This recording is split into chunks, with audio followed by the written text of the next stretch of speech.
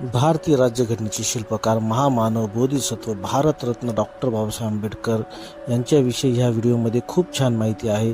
तरी सर्व मित्रांनी हा व्हिडिओ जास्तीत जास्त शेअर करावा आपल्या मित्रांना, जेणेकरून डॉक्टर बाबासाहेब आंबेडकर यांच्याविषयी माहिती सर्वांना मिळेल. जय भीम, नमो बुद्धाय.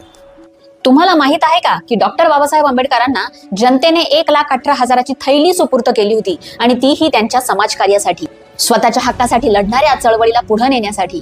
ही घटना आहे 29 ऑक्टोबर 1954, ठिकाण दादर, मुंबई.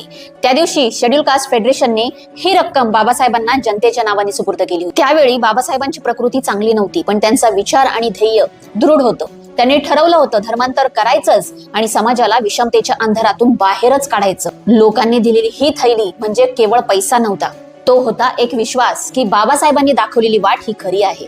ह्या दिवसाचं एक विशेष म्हणजे हे पैसे कोणत्याही नेत्याने मागितलेले नव्हते, ते लोकांनी स्वतःहून दिले होते. कारण त्यांना कळलं होतं की हा नेता स्वतःसाठी नाही तर आपल्या मुक्तीसाठी लढतोय.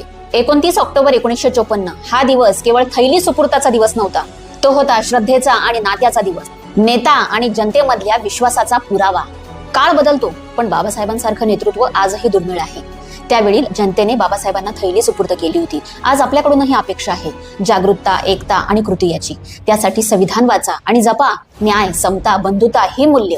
आणि हो, बाबासाहेबांविषयी अजून जाणून घेण्यासाठी मला फॉलो करायला विसरू नका. जय भीम.